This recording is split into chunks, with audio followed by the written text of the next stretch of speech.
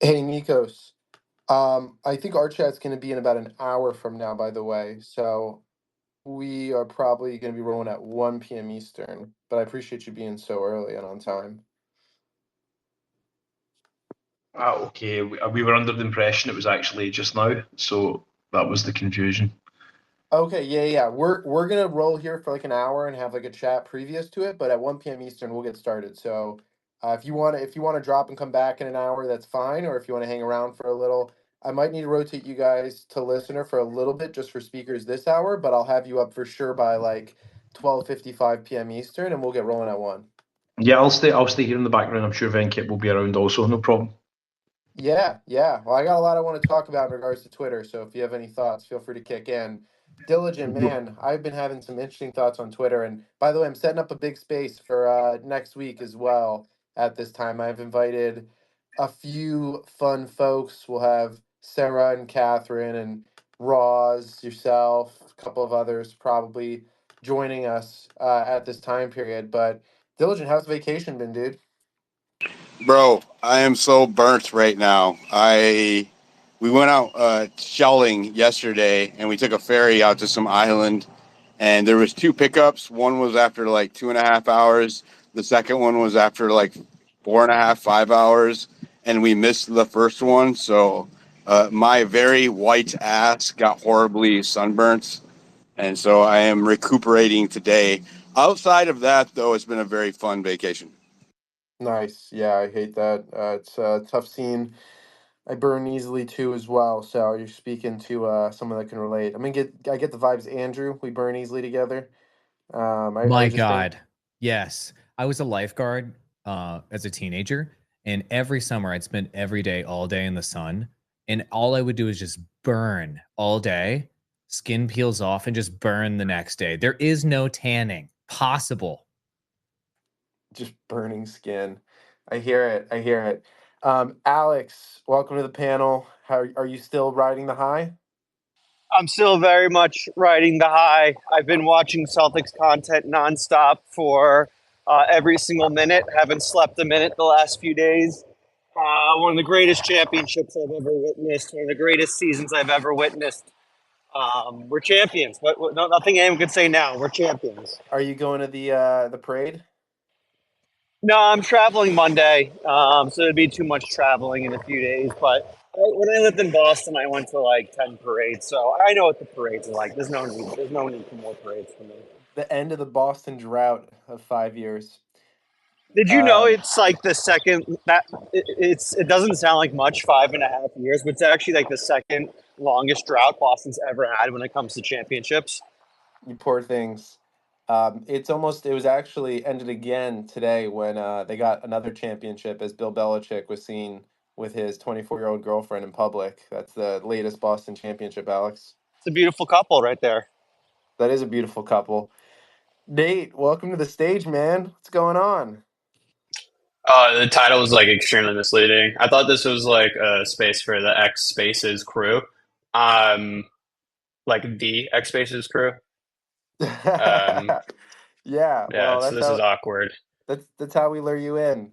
Yeah, I got a question actually for you, Nate, while we have you up here, which is and I know that everybody's been pushing video nowadays. My whole For You page is just videos and pictures now. Is that the meta? Is that where we're moving? I don't know. Ask someone like Alex Finn. Apparently, this guy has the algorithm mastered. Yeah, here's the algorithm. Here's the meta. Just post iPhone wallpapers. That's the meta right now. Bro, my background is an iPhone wallpaper that I saw while scrolling. I actually am a huge fan of that. Um, to like not dodge a question, I think it is the meta, and I think I've literally been saying it for how long. And Alex is a smart guy because he listens to me. But like just video content in general has been taking over. My feed, and again, this is all like it's obviously based off of the content you interact with. If you never interact with any video content, I'm sure you'll see less of it. Or if you like exclusively follow people who only post text-based content. Um, but I think it's a lot easier to just see a picture or a video and then tap like and keep scrolling versus like having to stop and like read and process a post. If I see a funny meme, I feel like I'm more likely to just hit like and then keep scrolling. Versus like sometimes when I read text, it takes a lot of my brain power because I'm smooth brained. So like I'm too exhausted mentally to hit the like button. I'll keep scrolling. Yeah, that seems to be the case. Also, likes being removed. What are your thoughts, real quick, while we have you? Well, I mean, like likes aren't being removed per se. Okay, Like, removed from I our like from that's our that's misleading, right? Like, because I think some people think that like likes are just completely going away. That's not at all. Like, that wouldn't make any sense. How would you be able to like tailor your algorithm if you didn't like? I think like keeping your likes private is cool. I've never once in my entire life looked at someone else's likes. I don't care. Like, I don't care what other people like. And on like TikTok, I have a TikTok account. I've always had my likes private on there. Um, so like having likes private, I'm cool with that.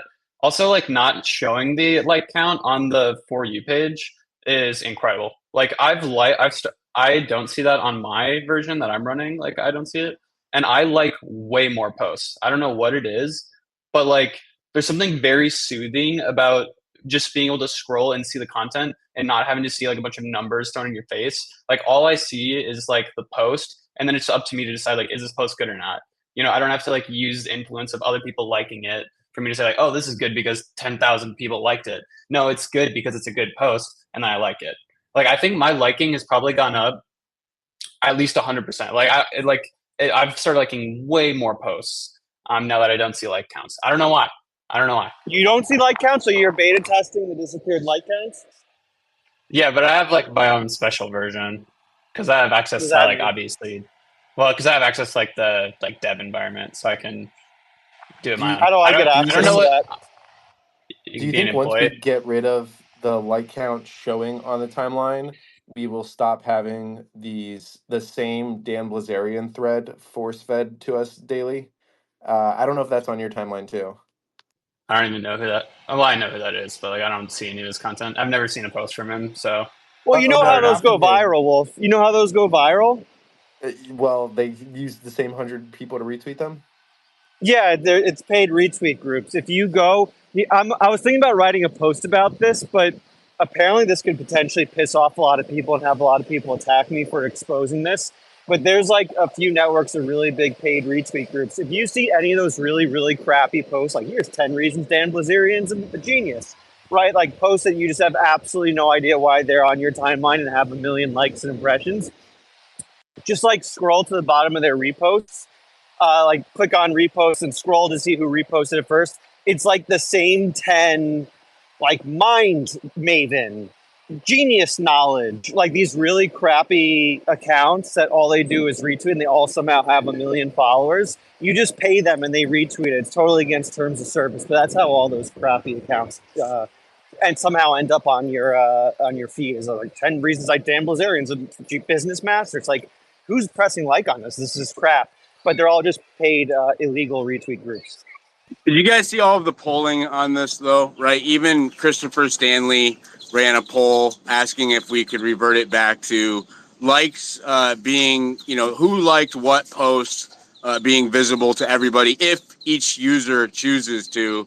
It was a 70 to 30 margin, right? 70-30. 70% of the users he polled said they wanted it to go back to where they could see they're willing to make their likes visible on posts. And then we ran polling about, the For You, whether or not those metrics should be invisible, and 80%, and we had tens of thousands of votes. There was many different polls ran, and it was like 80 to 20. 80% wanted to keep that information on the screen. So like, is this Why? Nate?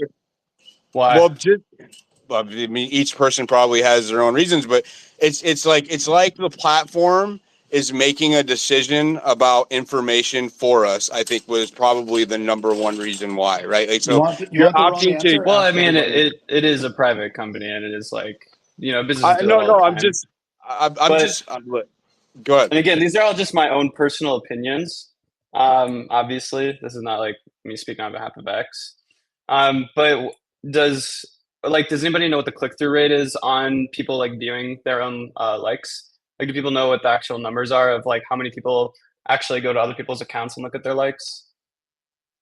There's no way it's like even close to 1%. There's like I don't. I haven't looked at those stats. I know we have them, but like it's abysmal. Again, like I said, I've never looked at someone else's likes. I'm sure there's probably use cases, right? Like I'm sure there's people who scroll through Elon's likes all day to try to like comment under his posts or whatever, or to like see who he interacts with so that they can interact with those accounts and then get more visibility or something.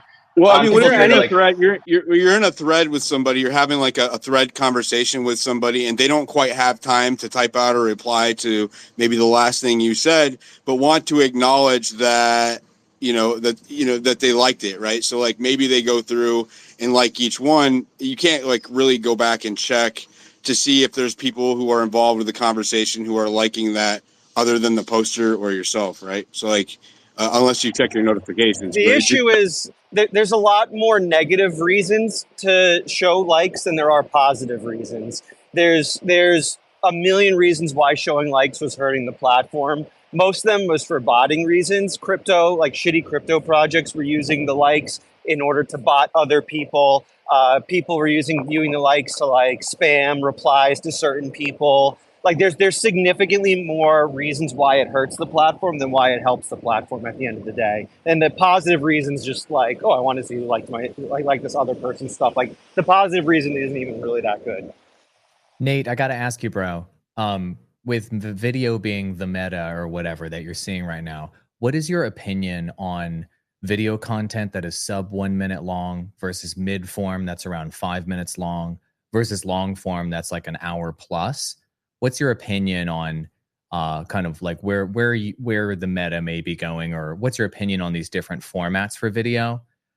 Because content creators want to prioritize what was best for the platform, which will then in turn be best for them.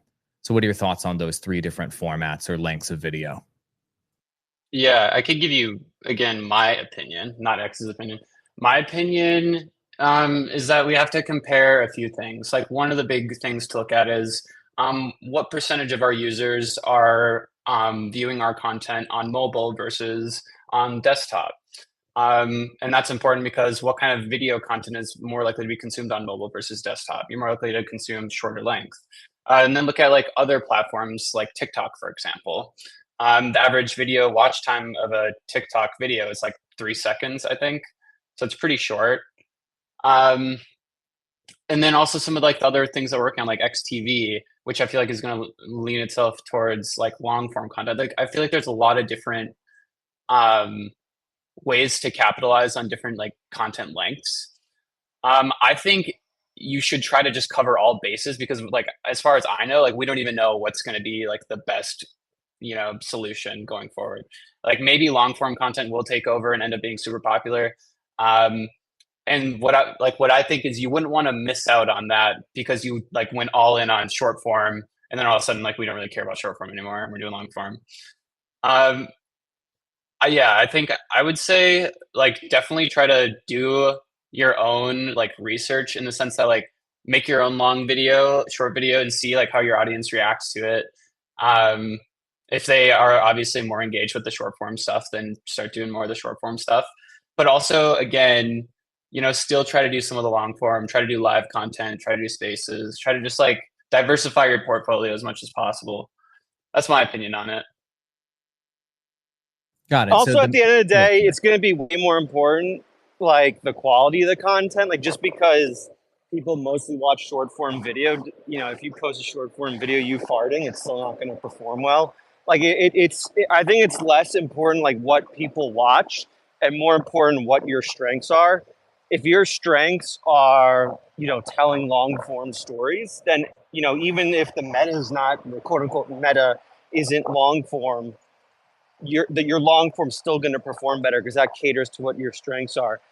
My strengths, I personally believe, is long form, hour long lives where I have a conversation with my audience and I build a strong community. Right, hour long video content. I don't think will ever be the meta unless you're in a movie theater. But I think it plays better to my strengths. I think it's doing more to develop my brand than if I had a 15-second video of me freaking out about something. So I think that's way more important of a factor than what any sort of meta is at the end of the day. Nate? Yeah, I definitely agree with that. Is there a way for me to put my hand down? Okay, cool. Yeah, like your live content, I feel like is definitely on the higher end. Like, not a lot of people are really using it right now, and you have like some of those like really high production shows that are going live, the Alex Joneses and stuff like that.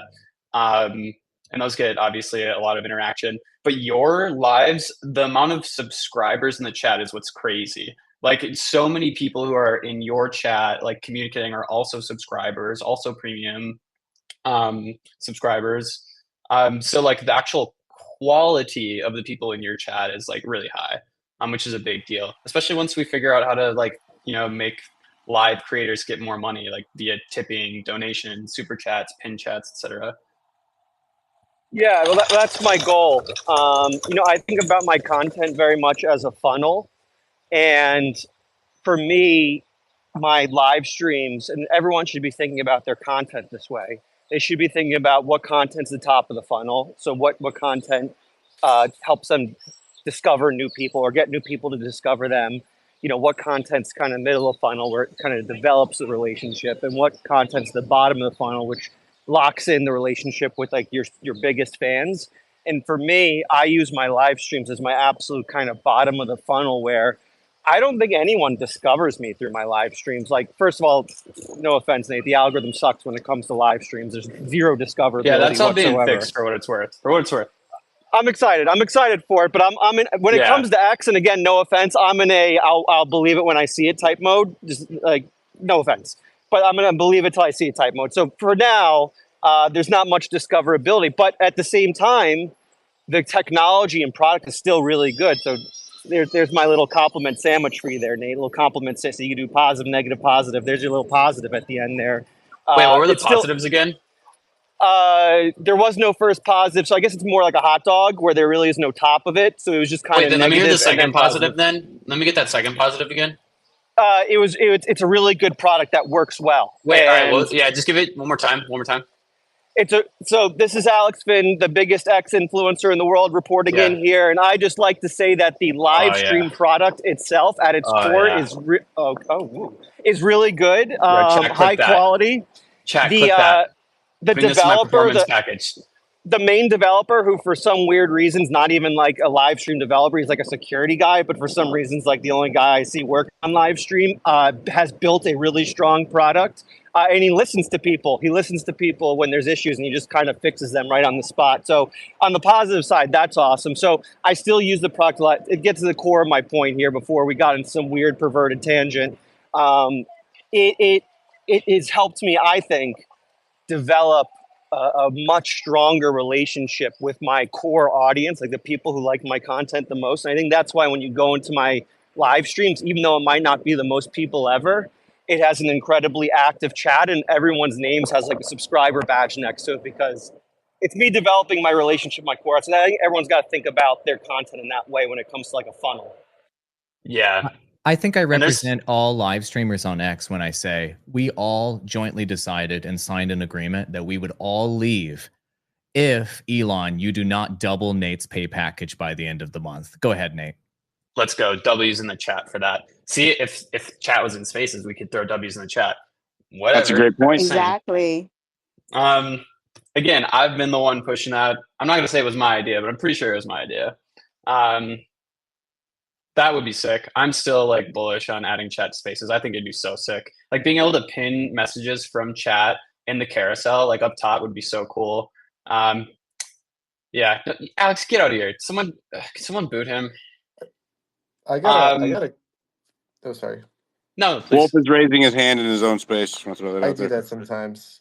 I have a question. It's more of like a Mark Common question, and maybe Diligent, you want to tune in, but I am curious to get thoughts. And I was going to talk more about this next week, but it literally was on my mind. I do this thing where I turn off my phone to go to sleep, and then I have like 5 different thoughts that come to my mind. I just yell out, "Hey Siri," and I just have it just add them all to my reminders. And so this is one of the things that I kind of yelled out in my mid-sleeping state last night. So spaces used to have that when you would open a space, anybody that joined the space would also show on their profile, right? So like Alex is coasting right now, so if you joined his profile, like it would always be there. And it is right now, like when I go in, but it doesn't seem like it always does that. And for speakers, it's not doing that currently, as far as I can tell, for some of them. Like I just went to Ani's profile, clicked in, on mobile, and there is no ring around her profile pic. So it's like hit or miss. Like it's on Diligence right now, but it's not on Ani's. But then I also noticed that it used to show it on the timeline too, right? So like as you were scrolling the timeline, if anybody was a speaker in the space, it would have like a little ring around their profile picture on the timeline. And I think that drove so many people from the timeline into the spaces. And I just noticed that they like took it away, but like semi took it away. I'm curious, like if you have any input, Nate. I know it's maybe not your department. I wonder if it like broke or something. I don't know, because it seems like it works some of the time, but not all the time. Yeah, I don't know. That's weird. I can look at that. Is there you talking about on web or on mobile? I think on both. I think it used to be that just whenever I would scroll through on the timeline, I'd always see these little rings around people's profile pictures. But Yeah, I I just know what don't you're see talking it about. anymore. Yeah, like Yeah, I see Yeah, it on mine. it's on mobile too. I just checked mine. It's not there. yeah, I I see it. checked yours, Nate. Yours isn't there either. Yeah, so like Oh, it's on half someone's the getting panels it's fired. showing up. Yeah. So yeah, I mean, I know people who work on that, so I can ping them. We can talk about it. Another thing that we talked about is also adding the live indicators as well. Because for some reason, I don't think we're doing that on web. Like if someone's live, I don't think we're putting that like reddish live ring around profiles. Maybe we are. Um, but that's another thing that would help with discoverability. I mean, there's a whole lot of things with discoverability, and that's been on the top of my list, along with like moderation as well for a while. Um, but yeah, that's a good call out. I'll ping the team right now and I'll ask them like how we do that, and I'll look at the code today and see like how we actually render those rings. Okay, Any piece of sick. That content you makes. join, Nate, turns into like a request I fest. I don't know know. if I'm breaking up. I was gonna write out like a whole long message to Mark, so I'm happy we did it this way instead. Yeah, now I'll write out a whole long message to Mark. Let's go. Diligent, you got any thoughts? I mean, any way that we can increase spaces visibility is a plus, right? I feel like it's been underappreciated marketing wise for a while. Not any fault of the new X regime, but by Twitter itself. And there's any creative way that we can get more eyes on spaces is better. Yeah, the ring around one is I've often had people in our spaces host DM chat be like, I see that you're in this space on speaking in the space right now, but your ring isn't active, it's not showing you. And as far as like it showing on your timeline, I don't know if I think that, like, it seems like that should be something people would want to opt for it to be visible on their profile timeline. I like the ring while you're in there. I don't know about having it, clutter up your timeline during a space, even though, yeah, it probably is just another way to increase visibility. I'm not so sure that everybody would want that. So Can't you like turn it off? On the Can't you note guys of turn it off? visibility, I think you guys can turn off real like quick, the ability to see. So on the note of visibility, Nate, can we also talk about Alex Finn visibility? What can we do to increase my visibility specifically? Is there any kind of We code could we can probably put into the lift the algorithm? deboost that I put on your account. If we lift that deboost I put on your account, that'll probably help. Yeah, I kind of figured you did that. Anytime any of my posts don't get visibility, I just assume it was some sort of shadow ban or something that you put on. So can we lift that, and then can we actually do the inverse, which is we kind of boost it. Like anytime I post, everyone on the platform sees Oh it. yeah. Any way we could do that? Yeah, all you have to do is so we have an actual specific employee who works on this, and his name is Kettlebell Dan. Kettlebell spelled the traditional way. Dan also spelled the traditional way, Dan. And it's just at Kettlebell Dan. Go to his page, reply to all of his posts saying, hey, I think I'm shadow banned. Can I get boosted? Please, I'm not a bot. I promise I'm not a bot. Please, I'm shadow banned. Yeah, and then that should work. Oh, duly noted. I'll get right on that. Thank you, Nate. I appreciate it. And also, just for anyone here, Nate just sent me a DM. Any requests, complaints you have, come on stage, direct it directly to Nate. He'll write it down and he'll go act on it immediately. So come on up. He also said DMs open. DMs open. Send those DMs. DMs are open to and that's Kettlebell spelled the traditional way. Dan also spelled the traditional way at Kettlebell Dan. That's where you're going to want to direct all of these things. I think that we're going to have another space with Mark like at the end of next week. Nate, are you going to be able to make it to this one? What day are we looking at? I might have to go to Nebraska. It'll probably be Friday. I mean, he usually wants to host them at like at like 7:30 Pacific, which is 9:30, Central, or 10:30 Eastern, which I think Yeah. is kind of late. So I'm gonna see if I can get him to do it earlier, but it would probably be on Friday. Mark's busy dude. Mark's always grinding. That dude writes like code every day too, and he's like the head of media. So that dude's he's always grinding. So it makes sense that he wouldn't be able to do it till like 7 something his time. A true You said like gamer. next Friday. Next Friday. Yeah, it's not set in stone yet. I haven't scheduled it yet because I'm trying to be more flexible. But most likely it would be Friday. We've done it on Fridays so far, like once a month, and that's kind of what he committed to. So Okay, like I said, I have to go to Nebraska, and I'm not sure if they have internet there yet. So if they have internet there, then I'll probably try to tune in. Maybe they have dial-up, so it might take a minute, but I heard the whole state's missing internet. I heard the whole state has no internet whatsoever. that's what I've heard. I think they were the main use case for Starlink. I think Elon accidentally went to Nebraska one time. He's like, "What the hell is this? I need to find a solution to this." Yeah. So It turns out that corn does not provide a stronger source of Wi-Fi. Kayla, what's up? Oh man, I gotta save that excuse. It's dial up here, guys. But I wanted to know. So Lucas has been doing these like live spaces. He goes live and then he does a space. But we can't see that he's like we can't see the people in the live in spaces. I would love for those to overlap. I would be the top LOL. live spaces. I would love that. LOL. I mean, yeah, it's really complicated. I've talked about this a little bit. Like, it is challenging because there's like a live product and there's a spaces product and there's video spaces and there's a lot of overlap. But the actual technology behind these things are not the same. Like, it's not the same video that you're using in a video space versus the video that you get from a live broadcast. They're very different. That being said, like when you do a live broadcast, just from like how it works, there's a really long delay. And if you had like speakers, like Spaces speakers in those broadcasts, it'd be very, very clumsy. It'd be like at least like a 10-second delay. That being said, if you're going live, I assume you're doing it for the chat. And so that's like partially why I'm saying if we can add chat to like Spaces and video spaces, at that point, like I don't really know why you would use like a regular live broadcast unless you specifically didn't want any other speakers up. If you don't want any speakers up, then maybe you would just use like a regular live broadcast. I don't know.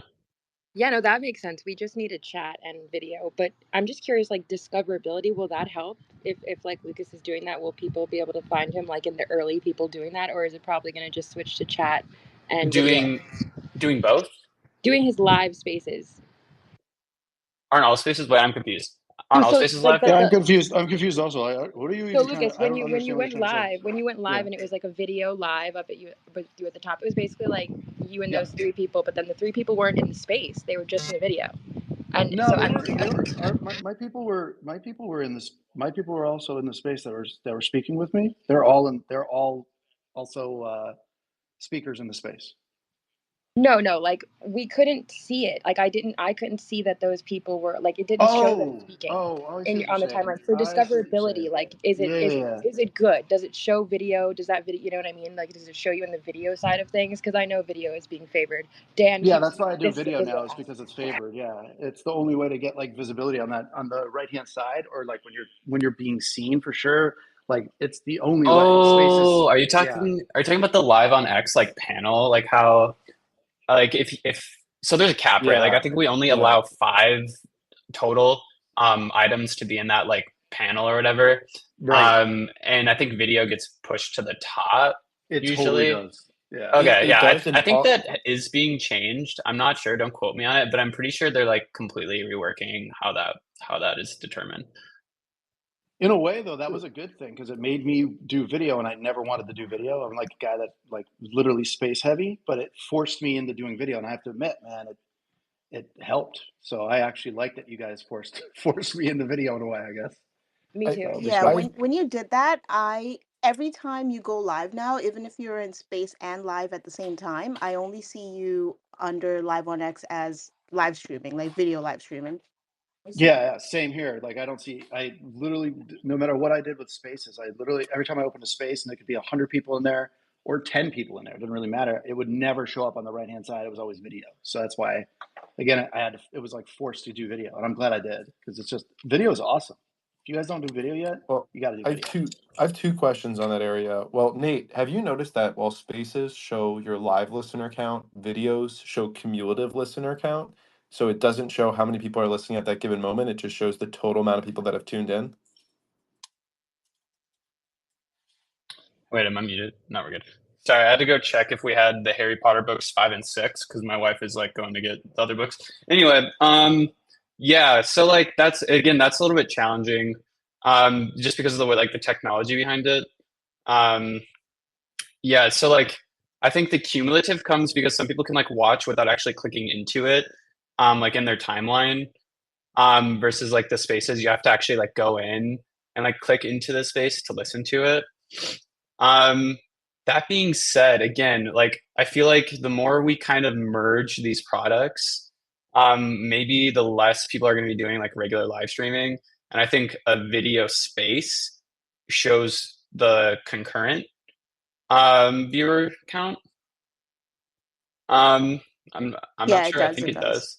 It does. Yeah. Yeah. Video spaces Is work the just like idea to spaces. make it so people live stream less? Is the idea to make it so people live stream less? No, I think it's just like one of these things, and we've been talking about it for a while. It's just like the nature of the beast. Like so many people like asked for video in spaces. So many people are like, "Oh, I wish I could bring up someone else, and we can have two videos, and we can, um, do all these great things." But then the problem is like it kind of like impedes on the other product, and it's like, well, should we limit spaces so that live can be better? Probably not, because spaces gets way more like views and listeners and just like visibility compared to a live stream. That being said, I'm obviously like, very biased towards live content and live streaming. So like in my mind, it's like, how do we seamlessly like merge them? Like, how do we make it so that like there's basically no difference? Like it doesn't matter whether you do one or the other. The main thing is that like with live streaming, you can use something like OBS or like Streamlabs, and you can have like a little bit of like a higher production value. And I don't really know if you can do the same thing with spaces. Um, Maybe we should have some conversations again with like, I know the people at like StreamYard and Restream and that stuff like that, and try to figure out like how do we work those products into spaces. That could be cool. Yeah. I don't know. Being able to use like higher production is such a critical thing because I was using a video space yesterday, and that was awful, dude. Like the video part of the video space is just not a good user experience for the creator. I would say. I think it's better if you could actually set up a camera. Like that's the reason why I'm like live streaming actually works for me because I have a pretty fancy. You don't need a fancy camera, obviously, but I just think the iPhone is. Or cellular. Don't get me wrong. I'm sure people use it, but I really have this like nice camera. It sets up the streaming experience to be better than the video space. So I think they're also slightly not comparable. Like there's a different type of live stream content. Like if I'm, at a Celtics game and like maybe I want to throw on my video and like I don't know if I'd want to do a space because like how the hell am I going to talk to people while I'm cheering for the Mavs? But like yeah, I don't know. Would I there be a way to like port in the live stream onto like maybe the jumbotron of a space so it's always Yeah, I playing? see what you're saying. And again, like yeah, I've looked into stuff like that, but the main thing is the delay, which like even with the best possible settings, we can get the delay down to like 5 seconds. But it's still like too much to where like you can't communicate with people. But being able to watch a live stream, like that's something we've looked into, like a party watch of something. Maybe I don't know, they're doing like Game of the Year awards, and maybe you want to have a space where like everybody's watching it and talking about it together. The problem is like if there's like a brand doing a live broadcast, they probably want people watching the live broadcast like directly. I don't know. It is a good thing to bring up though. So Andrew from Space's dashboard, he was able to, and it's probably he was testing a beta feature because he tests a lot of beta features for Spaces. But during the last Starship launch, he was able to put the live into the Jumbotron area of the space. but the biggest problem was the audio, right? That was the biggest issue with it. And I don't know how long it's going to take them to get it down, but it looked cool anyways. Yeah, I mean, real quick, it's really just a video stream or like a video feed. Like it's not like difficult, right? Like you could pull it up on a Game Boy realistically. But yeah, the audio, like there's a lot of random things that you don't think about that make it a lot more challenging. Like how do you deal with competing audio in that situation? Well, then now do you need to add like a feature to adjust the video volume for like everybody? Yeah. And at that point, it's like, why don't you just do a video space or like a live stream where you pull that feed and then you can also have control of like all of the audio. I think someone was trying to say something. You're good. You're good. I want to just throw in a thought here and then make sure we get over to Mr. Dude too. But one thing which I'm experimenting with right now, and I'm chatting with this guy Chris, who's been getting better and better at this, is essentially going live in a video space and then having the right stand set up and the right computer screen so that your phone is like showing your computer screen. There's also a way where people have shown me where like you go live, then your co-host comes in because now your co-host can turn on their video, and then your co-host joins from the computer, and then they turn on their Yeah. screen on their computer. There's like, I mean, Yeah. we're like back. Like, I mean, I feel like I'm in the OG days of Spaces where I was like back hitching every like little thing that I could even figure out. And so I just wanted to get thoughts on that. And then the other thing was you put out a post, I believe yesterday, that went pretty viral. You got a little commentary there from Story of my Elon and life, dude. Linda talking about putting together Spaces podcast, or a Yeah. Next podcast. I was wondering if you wanted to do that like on Spaces with like the X, like with like Elon and Linda, or like what your vision was for that. So Dude, kind of two questions there. that was basically a shit post. Like a lot of my posts, I do not think about. I just full send. Like if you look at one of my most recent posts, it's a complete garbage post about fish eating a man. But that was one of them where I randomly was like, hey, what if we did like some kind of like a X podcast? And the vision behind that is like, maybe it'd be a space, maybe it'd be a live stream, get a bunch of people in the chat to like ask questions about the product and stuff. But basically every week we could just talk about like, hey, these are some of the things that we worked on last week. These are like new features. These are bug fixes. I could, interview Elon, interview Linda, interview product managers from like special products, or like there's things like articles, like the team that works on articles, maybe bring them in, talk to them about like, what's their vision? Like, what was the process developing it? Like where are some good use cases? Maybe have some brands come on and talk about like, I don't know, like how they use the platform. But again, it was just like a random thing that I posted yesterday, and I haven't talked to like Elon or Linda about it anymore. But I am like trying to figure out like how could we actually do it to where it's interesting? Because like most people don't want to listen to us talk about like, oh yeah, there was a button that if you clicked it, it would stay, bold for too long. So we reduced the time that it stays bold after you click a button. You know what I mean? Random dumb stuff like that. I think it'd be fun. I think you'd get a lot of Elon laughs on that. But yeah, Mr. Dude, you want to jump in? Yeah. First of all, thanks for answering all these questions.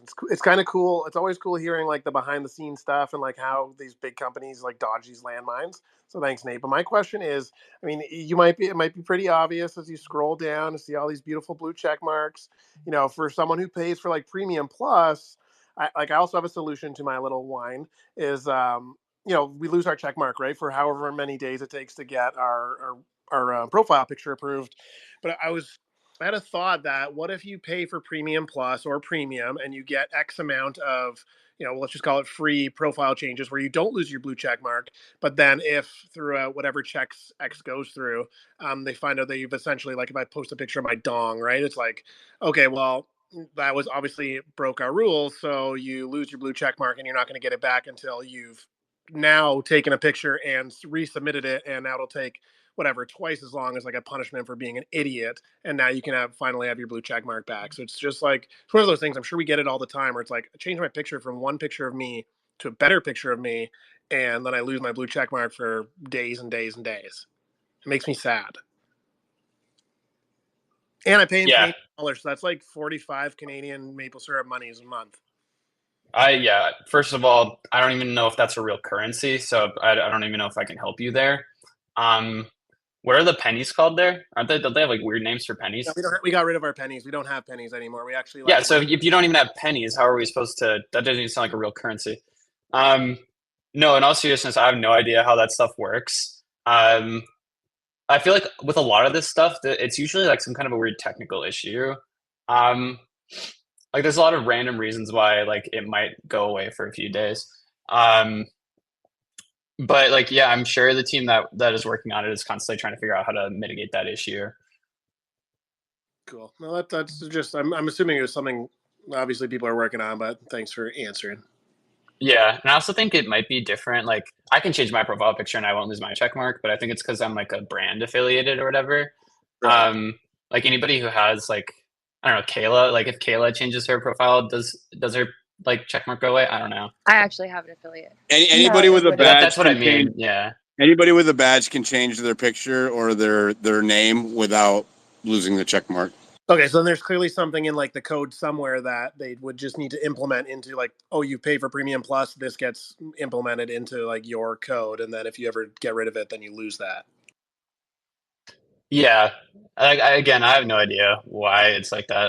I don't even know any of the people who work on that stuff. I think he's saying tag Kettlebell Dan and Yeah, ask him. Yeah, I go saw ahead. that. Yeah, so there's actually an ex-user or an ex-employee, and it's Kettlebell spelled the traditional way, followed by Dan, D-A-N, at Kettlebell Dan. Go to his profile, go to all his posts, and ask him why that happens. Perfect. I will say Nate sent me. Nate, I have a question real quick. What's You up? said that you could see the verified listeners in Alex's live stream. Is that something that they might roll out for users to see in Spaces What? and in live? No.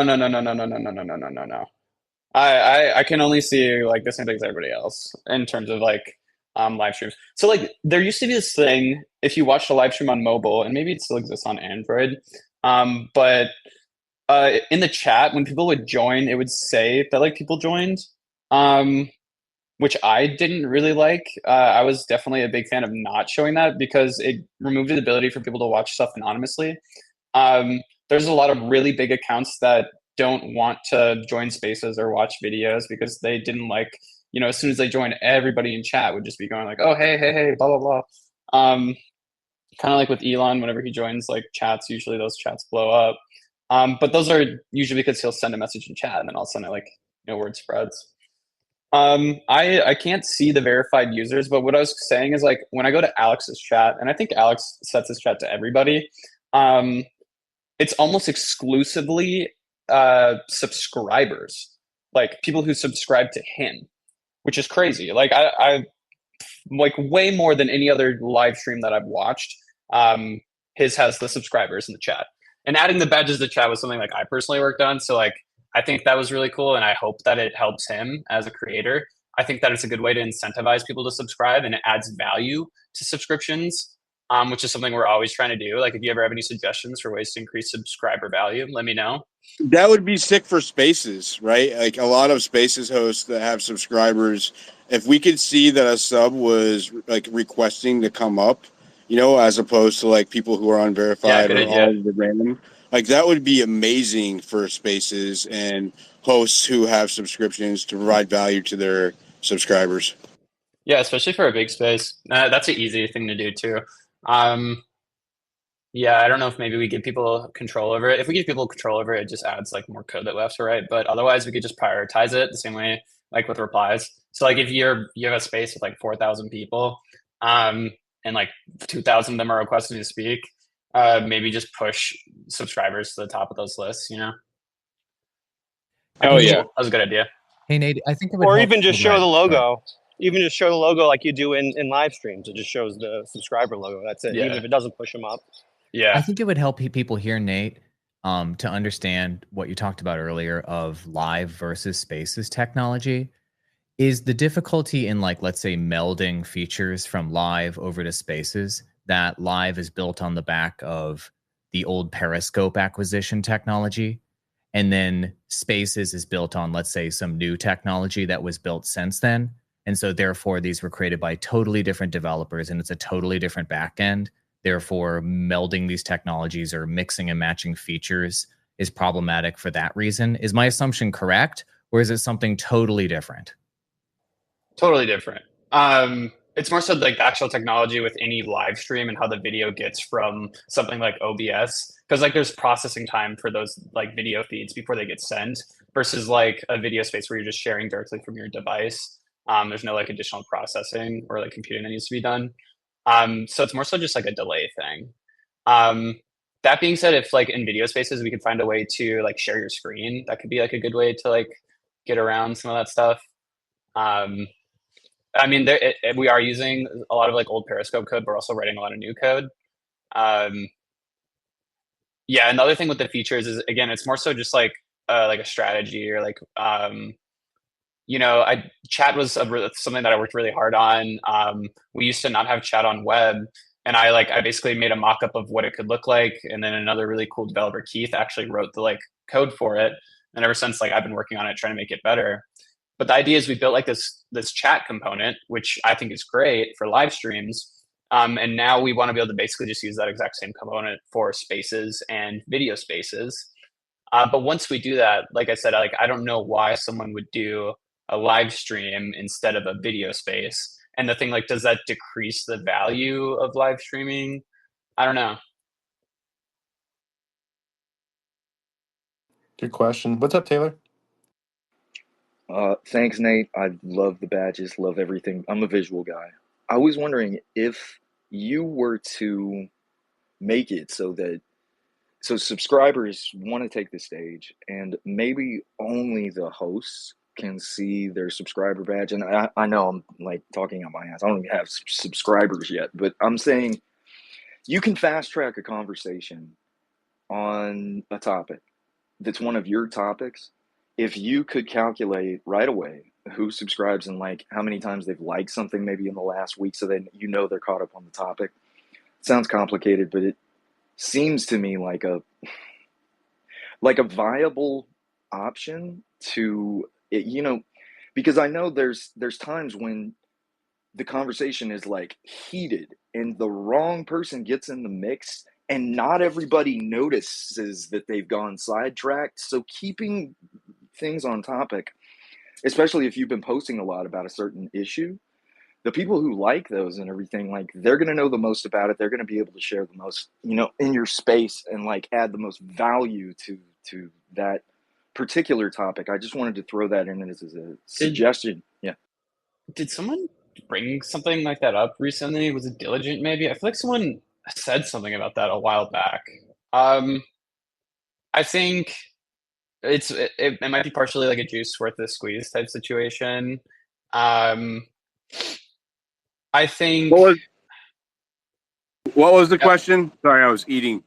It had to do with like basically how do you prioritize like visibility on people who are more aware of like a topic that you're speaking on.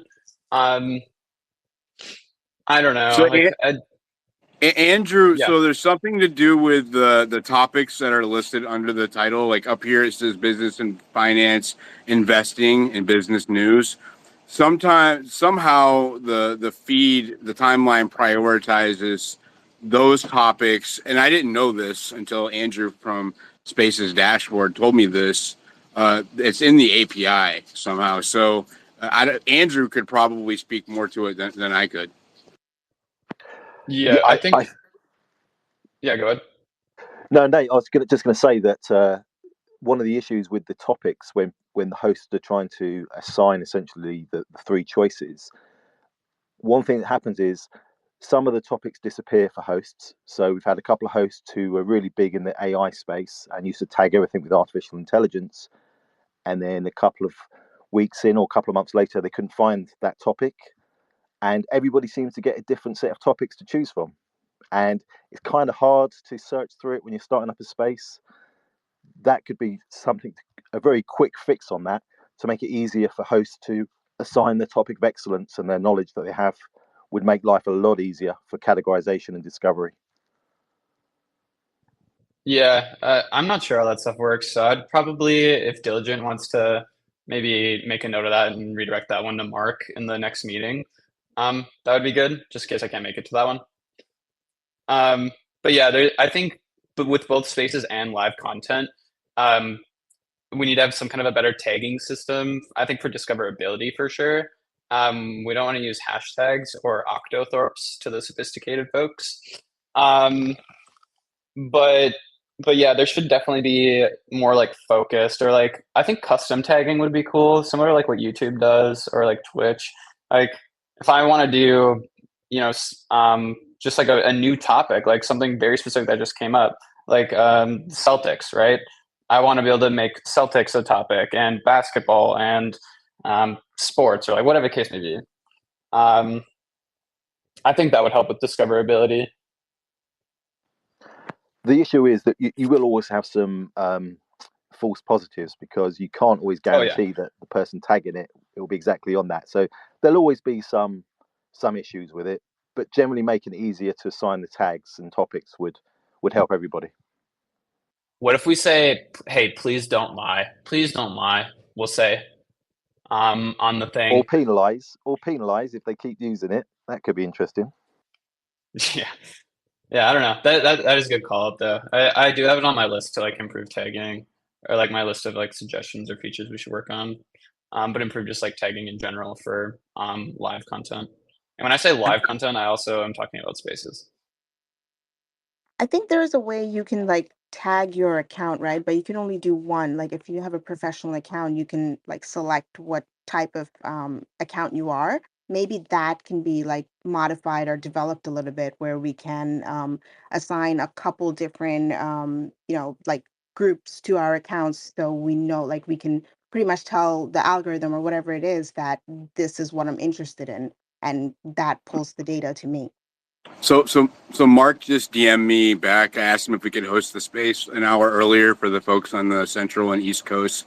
He said yes, and he is bringing timeline people with him to discuss visibility of live and spaces with the people who are responsible for it. So definitely show up. When's this? It's gonna be next Friday at 6:30 Pacific. So that'll be 7:30 Central, or it's still pretty early, but yeah, an hour earlier than what it was. Okay. Cool. By the way, in regards to the tags, I've just kind of always used those 3 tags up top. I just kind of use them for all my spaces. It's such a habit now where I just go through and tag. So I haven't really made any changes to that in years. There used to be one tag, which was spaces for you, that they had in the beginning, which I used, and then it went away, so nobody else could use it, and I was still tagging stuff with that. But I think eventually it got cleared out for me too. So I haven't really it would just be nice to like have some type of guide. I mean, I do think I'm the longest running Spaces host on the platform. I've hosted every single week for over 3 years. And even I'm like still like a little bit lost in the sauce with like what works best here and there and this and that. So yeah, just some more insights and guide like that. And thankfully, Alex has been digging in to the algorithm. But I don't know, Alex, is there a ton of algo stuff on Spaces, or mostly on like posts and other stuff like that? Yeah, there's not a ton of stuff on Spaces in the publicly available code. I think most of that probably is in the background, because I mean, there's clearly rules around Spaces in the algorithm and live streams, right? Like I could put out a post and it gets 100,000 impressions, but then I'll put out a space and that will get like 2,000 impressions. And like I could literally just post a period, like just the symbol period, and it'll get more impressions than that. So there's clearly rules in the algorithm that say if it's a space or a live stream, do not show it on people's feeds quite as much. So it's clear there's rules there. It's just not in the publicly available code. I know this is insane, but I'd like to see a world where there's like no rules, and like if I put out a space, it gets as much visibility as a regular post, and like just give people the option of what they want to see rather than making the decision for them. But I don't know. We'll see. Maybe one day. Yeah, Nate? I think the goal, I will say this, Elon is like very focused, and I don't even know what the right word is. He I don't even know how to describe it. He really wants us to improve spaces and live visibility. That's what I'll say. Like he is very aware that it isn't good. And like the people working on it are like really prioritizing boosting it. I say boosting, but that's probably not the right word. I don't know. At least making it even or like level. Yeah, so I will say that it's definitely being worked on.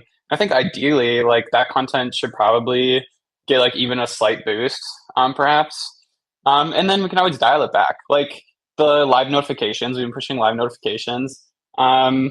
And like sometimes maybe they are a bit like intrusive, and if that's like the general perception, we could dial them back. But kind of like the methodology that Elon encourages at all of his companies is just like go like 100%, 120% in one direction. If something breaks, dial it back until it's like it works, and then keep going. You know, like when it comes to code, he's like just delete a bunch of code until it breaks, and then fix it. But like. Yeah, I think it is smart to be using live content in spaces now, versus waiting for it to be perfect. Like Alex, you've been doing that. You've been like really committing to live streaming, and you've been doing that since before it was like a very good product. And it's still not a great product right now. But like you're seeing the return on your investment. Like you have a very set schedule. Everybody knows that if they go at like 4 p.m. Eastern or whatever, like you're going to be live. Or maybe it's 3 p.m. Eastern. I don't know. 4 p.m. Eastern, Monday through Friday, 4 o'clock is fin o'clock. Yeah, and people know that. People get that notification, and then they're in your chat. And like, again, we used to not have chat for live content, which to me is more important than a viewer count. If it were up to me, and this is again my opinion, I wouldn't even really show like viewer count. I don't think it matters. But if you go to a live stream and you see the chat is like bumping, I feel like that's a lot more important. It at least creates the perception of a live stream being much more active versus if I open up a live stream, it says 100,000 views, but there's only like one person sending a message every minute versus like Alex's, streams, which I don't know, get a total of maybe like 5,000, 10,000 over the course of the stream. But it's like every like second, a new message is in the chat from a subscriber. And they're all like having fun. They all get along really well. Sometimes there's people posting like, hate content and then you have to block them. But yeah. Yeah, that was, listen, I don't know where you're going either, but I know where I'll take it. If you don't have any friends, if you're lonely, right? If you don't have any direction in life, come on in the live stream, 4 o'clock. The chat is lit. Guarantee you make friends right off the rip, right? We don't care what you look like. We don't care what you smell like. We don't care what you sound like. As long as you have fingers and can type on your keyboard and chat with people, you're in. So anyone here looking for some purpose in life, 4 o'clock Eastern, Monday through Friday, come on through. Get in the chat. The FinFam is the most lit chat in all of X live streaming. It's the #1 live stream in all of X. Nate has told me #1 live stream in all of X. Everyone's welcome. When you're in FinFam, you're family, just like Olive Garden. So thank you. Yeah, and when If you catch me stream, in Alex's streams, just so you know, you might get a free psychic reading. boom. And Nate's always there too. Free psychic readings. and when you come in the live stream, you'll actually look and smell better after you're done with the live stream. So That's also just keep coming fact. back. Also, I joined And you'll have more his live sex. stream, and my credit score, I got a call from Credit Karma, and they're like, we don't know what happened. Your credit score is at 851. They told me this. They said it's at 851. They were like, are you sitting down? 851, by the way. So I'm just saying that. My children love And me I have a again friend- after I attended the last one. Thank you, Alex. My childhood dog came back to life. Wow. I was a virgin, and then I wasn't anymore after the chat. I wasn't a virgin, and then I was again after the chat. I was going to go to hell, but now I'm going to heaven. So if you're on pace to go to hell, make sure you come on through FinFam live stream, because then God will be like, okay, you're going to heaven Alex, now. it's like a weekly Yom Kippur. I went down a tax bracket from his live chat. I went down an entire tax bracket. You're legally allowed to commit tax fraud. If you join FinFam and get in the chat, you're legally allowed to commit tax fraud. For legal reasons, and I if have you to say subscribe that you to me- cannot commit tax fraud. And then if you subscribe to me and pay me $9 a month, you're legally allowed to get away with murder. For legal reasons, I have to say that's 100% true. All right. Well, Alex is a co-host, so he takes full responsibility for his actions and thoughts and sayings here. But very fun hour here. Very fun hour as we do on Thursdays at noon. Nate, I'd love to have you join us more as well. We are gonna run this back next week. We'll have Catherine and Sarah and Roz joining us next week as well. in addition to a couple of others. Big thank you to the Fresh Faces that joined up here as well today. Jessica, I saw you came on stage. I'm sorry I didn't give time to get over to you on this one, but would love to have you on more of these. We've been running these for a long time now, and honestly, I learn new stuff every single week. And we kind of just like, voice what we'd like to see happening and sometimes what we're appreciative for. If Alex is doing an appreciation sandwich. Nate, did you have any other comments on this one before I roll into my next one? I'll give Alex a quick final comment too. Yeah, I have to get back to work so I can keep this job, which I love. But just a big shout out to let everybody know that thank you for using X. I wouldn't be able to, feed my family if you weren't on this app. X gave me my first job out of the military, so I'm very grateful for this company. I'm very grateful for all of our users. Bullish on X. So, all right, I'm gonna go get back to work. So see ya. Thanks for your service, Nate. Shout out Nate also. He chooses to be on the front lines of X despite being an employee and knowing what can come along with that.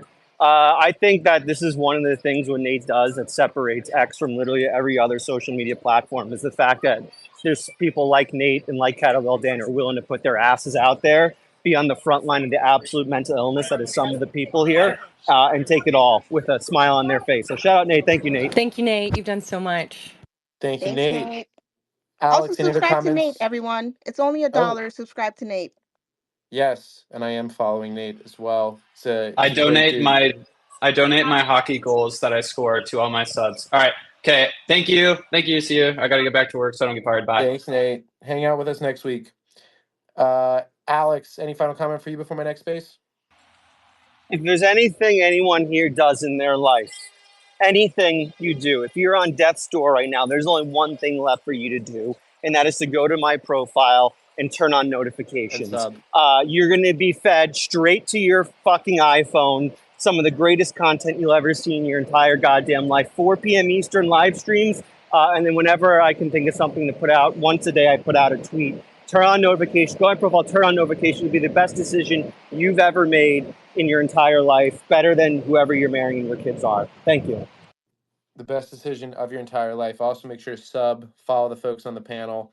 You can follow my account as well if you so choose to, but I just appreciate you coming to the spaces above all else, and hopefully it was educational. You took something away. The comments and retweets we got in this space were the best we've had in a while. So big thank you to Alex, Ani, Jessica, everyone else. We are going to roll into my next chat up here with Serenity Shield and get that one going. But like you heard from Alex, 4 p.m., the Fin Fam streaming.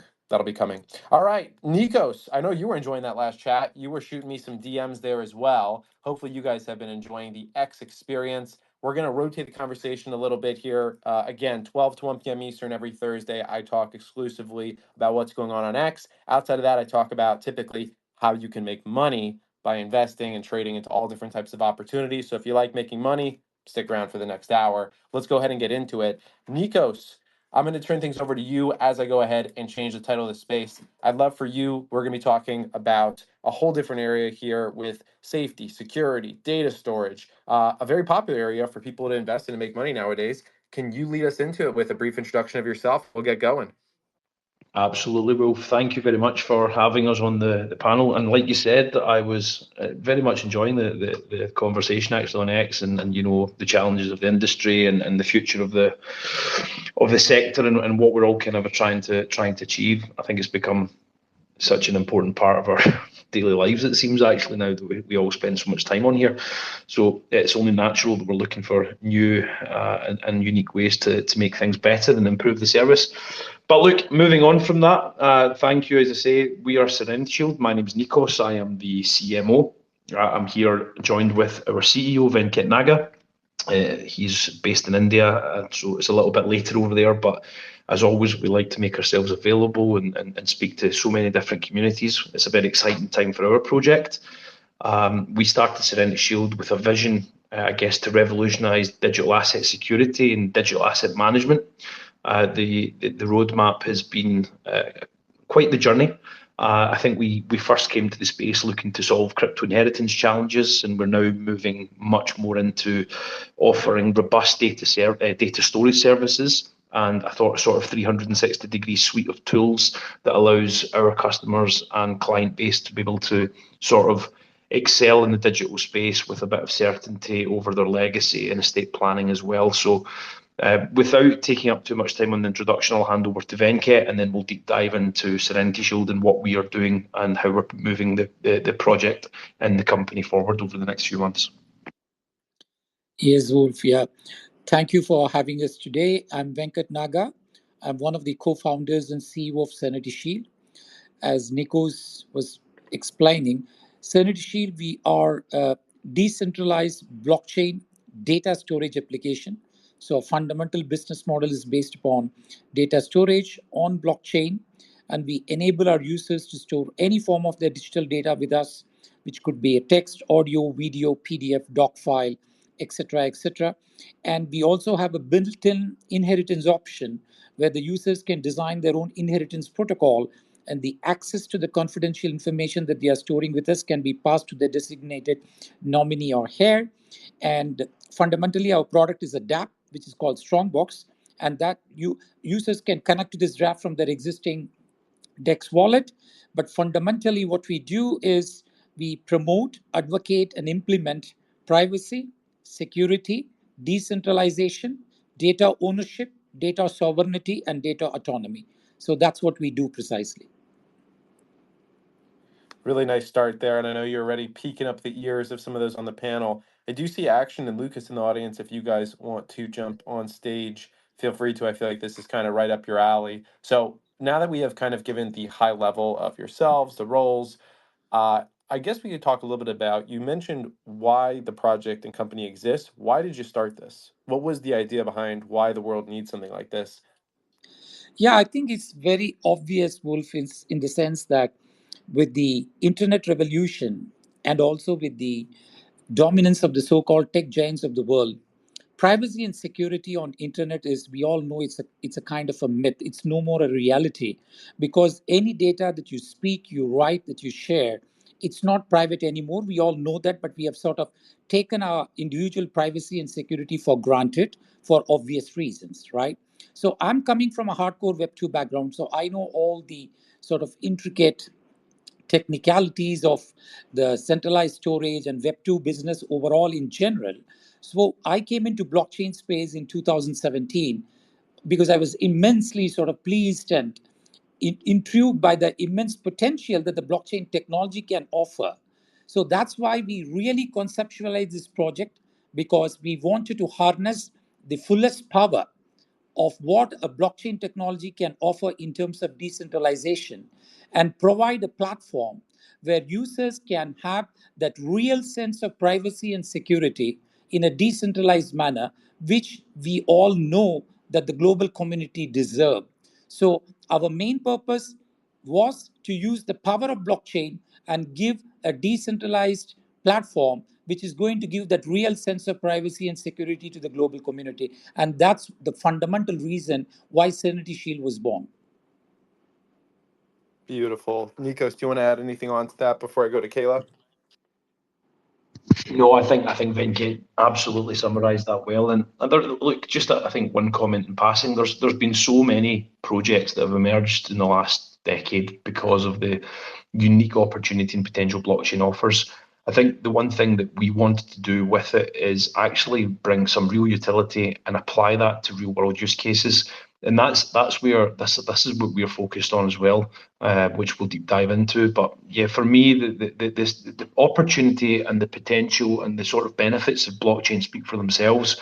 I think now as an industry, and really just more as a species, we are at a point in time now where we need to transition this into tangible use case and products that people can relate to and utilize in their day-to-day life, and no longer, theorize it and talk about it and sort of what will come.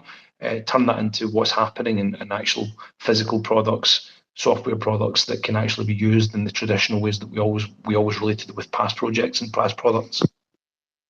Kayla, is he speaking music to your ears or what? Yeah, this is, I love your guys' page as well, because this is something I'm doing like massive research on. I think encryption is going to be one of the biggest issues we have to solve moving forward, just because if, we don't want the banking system to fail, we've got to make sure all this is encrypted. And we've made a lot of progress on breaking encryption. The security research firms have gotten close to that. I see on your page you're talking about quantum computing. And every time I hear somebody talking about security and then they don't mention quantum computing, I'm kind of like, well, do you really know what you're doing? So I'm really excited to see that you guys have touched on that. So I'm curious, like, if you're working with quantum encryption. It's early, so I understand if it's too early, but just knowing that you guys are in that direction is great. Yeah, no, I think you've actually summarised it perfectly there. No, I mean, we actually released an article about this a few days ago, and I think it was a nod to the future more than anything, rather than actually focusing on what's happening at the moment. Right now, we're utilising a lot of the technologies that exist, and we will implement changes as we grow and develop. The whole premise of what we're building is building from grassroots. Bringing product to market, but that product will evolve and change over time. And that article that you allude to and you've mentioned was a nod to that future. We have spoken internally about what is not only likely to come, but what is absolutely certainly going to happen. And these integrations and these technologies that are existing, we have to be aware of them, and we have to be mindful of both the pros and cons of integration. Artificial intelligence is teaching us that every day. It was a hot topic only 6 months ago. Obviously now, things have calmed down a little bit, and I saw so many projects trying to raise funds against AI simply by putting it into the white paper, and it was something that we did not want to do. AI will be something that we feature as well in the future, but it will be integrated to make efficiencies when we're looking at security. It will be done in a very boring way, to be quite honest. On a surface level, people will not probably relate to it, but on a technical level, deeper down, it will be used when the time is right and when the technology allows for us to integrate it in a way that shapes the products and services in a fashion that makes them more beneficial. If it's not going to enhance something right now, this is not the time to force it in there. You have to build an MVP, as we talk about, bring that to testing, beta, and keep going from there. So there's a long way to go. It's not something that happens overnight, but the journey's began for us personally, quite some time back, and we're making good strides. That's amazing. And it's unreasonable to, implement quantum encryption right now in almost everything. So just understanding that you guys are thinking this way is amazing. And, I don't really have a lot of people to ask this to that I trust, but since you guys are in this field, this quantum computing already, seems reasonable to ask you how you guys are handling your encryption now as somebody who's building something with sensitive information. Well, at the moment, I'm sure Venkat might want to go into this as well. A lot of our code at the moment that we have, it's a proprietary technology. Again, everyone in this space seems to be quite afraid to say that they have proprietary technology. They want it to be open source because we're supposed to be able to verify everything, but actually we quite openly state that we are protecting that code. We have developed it, and that we have to protect that. We are using multi-level encryption. But we also lean into blockchain for these reasons as well, because blockchain, the way we do things with our technology, and let's just talk a little bit about how Strongbox works, for example. The whole premise of Strongbox is that a user can come to the DApp and they can utilize that DApp to store a whole host of information ranging from PDFs, photographs, or something like a seed phrase for a wallet, for example. That's encrypted on our side, is then transferred to a layer 1, which is a privacy layer 1, which I'm sure many people will be familiar with, which is Secret Network. And again, we utilize the layer 1 Secret Network because of the privacy preserving features that they offer. It is further encrypted on their side with their technology and then stored into a private smart contract. The viewing key for that private smart contract is what comes back to Strongbox, our flagship product, and we then shard that viewing key into 3 pieces. The 3 parts of that viewing key are stored on NFTs, so now we're also utilizing NFTs for their true purpose, for holding data.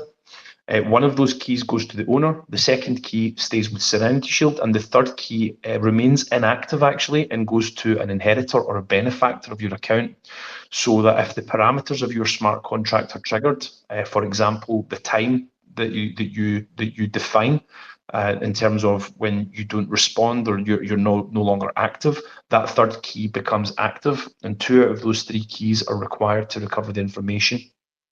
So the encryption, to answer your point, is actually happening on both sides. It's happening on our side, it's happening on the secret side. And then we're also having the extra layer of sharding the viewing key, so that actually, even if someone has one piece of the puzzle, they still don't have the second piece, thus rendering it I don't want to ever say anything's 100% possible, nothing like 100%, but it makes it very, very difficult, let's say that, to then, compromise the information. That's super high level. I definitely understand why you want to keep it private, but I mean, the secret network. We all went to their party. A lot of us on here in at Consensus. So it's amazing that you've got partners like that. This is really exciting. Yeah, just on that note as well, I think it's quite important. We are not. I don't want to single out Secret Network and push them forward as the best or the worst or the whatever in the space. It's not about that. Look, it's about working with teams that have working technologies, and that's what's very, very important to Serenity Shield. As time develops, as the solution develops, and as other privacy options become available, we want that choice to become the customer's choice. So we see it as a product and a service where the first thing that they will be asked is, which layer of privacy do you want to use? Do you want to use Secret Network's privacy smart contracts? Do you want to use ZK of X, Y, or Z company? Do you want to use private smart contracts of someone else? Because the industry is moving at that pace, and I do believe very, very soon we'll see more and more competitors in that space. So we do see ourselves as becoming a sort of portal to privacy and a privacy hub that allows people to sort of take advantage of these features and then apply them to real world use cases like data storage we're talking about.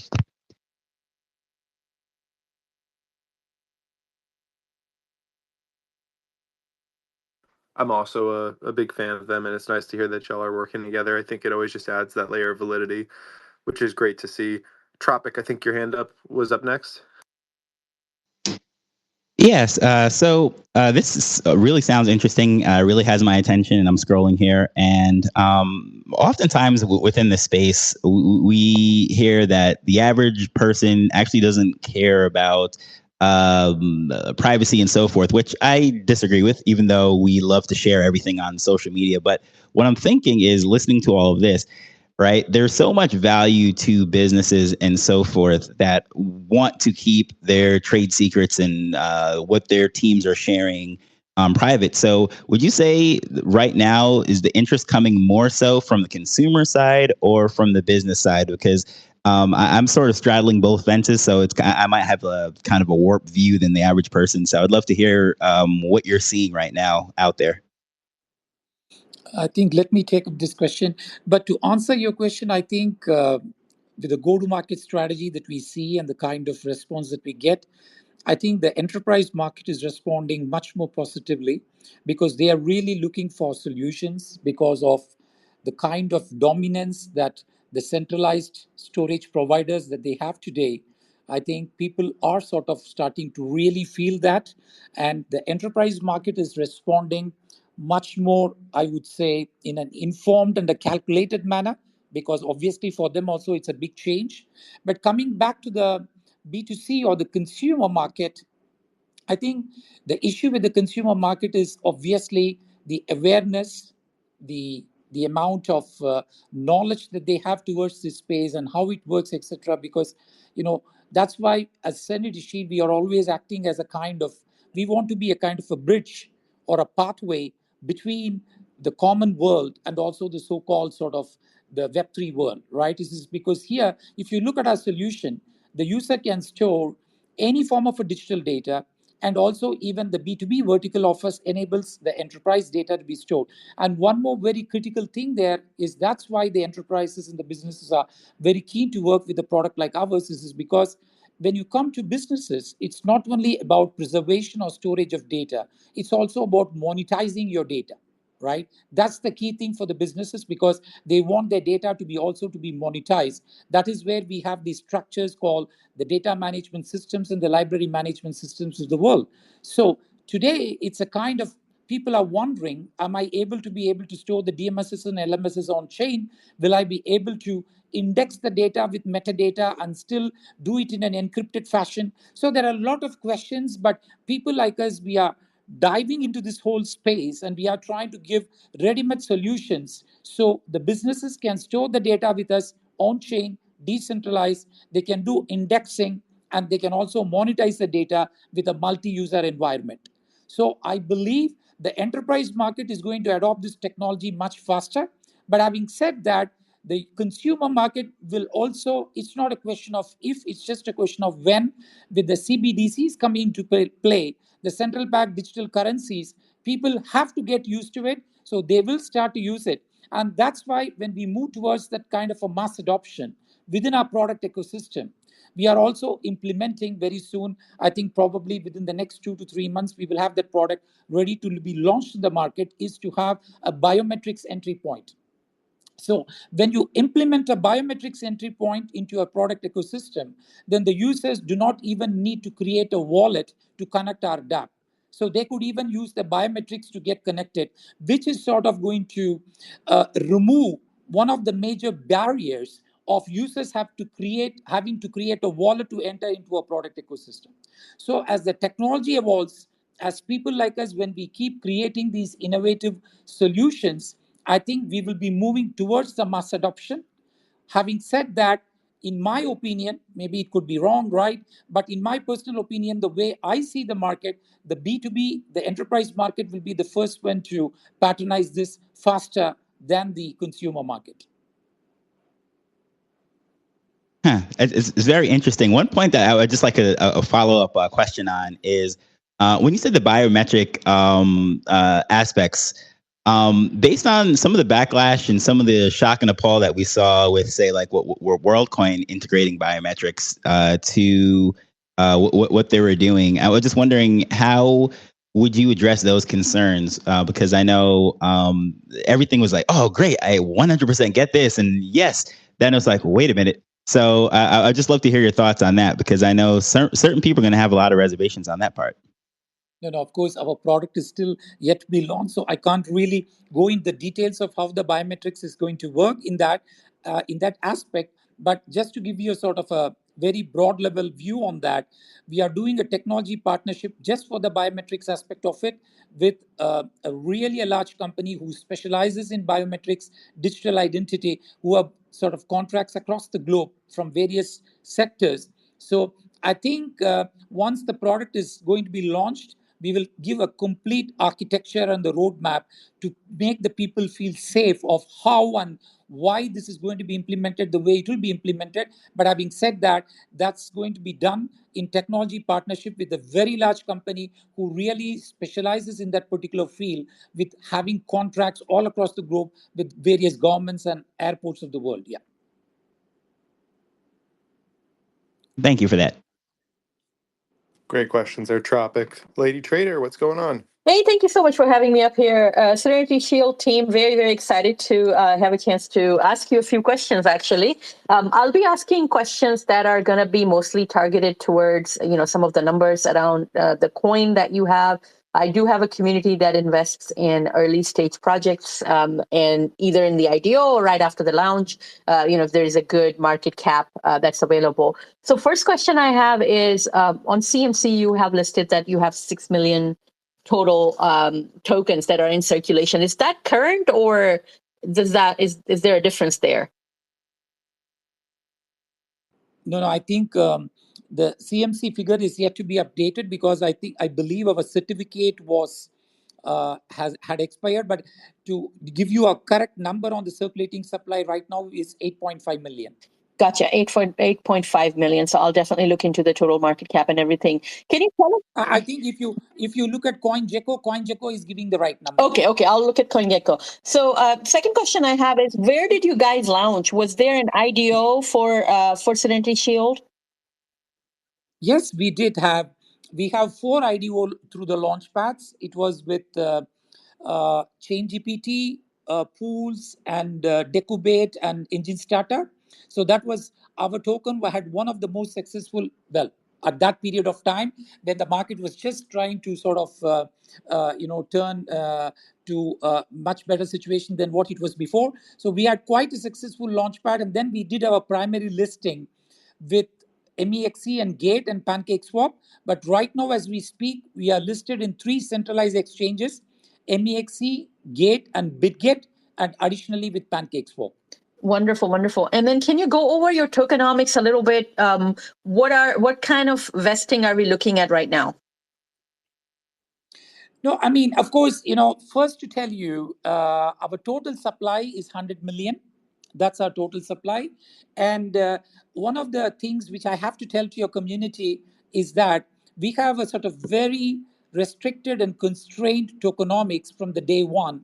For example, the team, the co-founders and the seed investors, including our own team, all our tokens, they are all vested for a period of minimum 30 months to 36 months, because this was a very calculated decision from the day one, because we wanted to show our commitment to the project. So the co-founders, seed investors, and the team are all vested for minimum, I would say, about 3 years. And then the IDO launch pads and all that, when we had done the IDOs, we had a vesting of around 6 months to 8 months. And incidentally, all that vesting corresponding to the IDO, it's all getting over by around end of July. All those vestings period for the launch pad, the initial KOLs, whatever rounds we had, everything is going to be over by end of July. That's really good to know, because that's one thing that a lot of people in the community look for is when does the vesting end for the early investors, whether they were IDO investors or seed investors and all of that. I'll definitely I'll also reach out to you to get some additional details about the tokenomics, but I do have a few other questions. One is about the utility of Surge tokens that you have. It is used for that paying for basically products and services. Can you tell us a little bit about that? Like, what percent of the tokens are burned? What percent of tokens go back into liquidity? I mean, what's the actual distribution? Is there anything that's going into the marketing pool? Yeah, of course. Of course, we have a treasury, we have an ecosystem and marketing pool. But just to answer your question, I think first, fundamentally, the token ticker for us is Surge, for your audience and listeners to know. The Surge is a token ticker. And fundamentally, it's a utility token because, as you rightly pointed out, the product subscription fees of Strongbox and everything else that we do, that's going to be paid using the Surge. Of course, even for that, we have an API. Users can pay through fiat. It can come to the API. The API will go and buy these tokens from the market and upload it in the wallet of the primary user if he's having a wallet, right? So from that point of view, number one, it's a utility token. And number two, I keep saying this in every possible platform I do because I feel it's a very important thing which people have to understand is our token is deflationary in nature. Why so?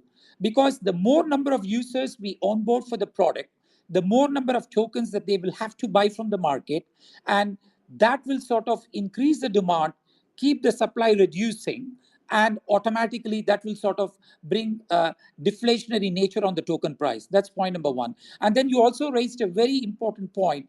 These tokens which the project is collecting back from the market in terms of the subscription fees, what are we going to do with these tokens? I would say on a broad basis, 25% of that is going to be burnt. 25% of it is going to be distributed back to the community in terms of the revenue share models and the various community programs that we have.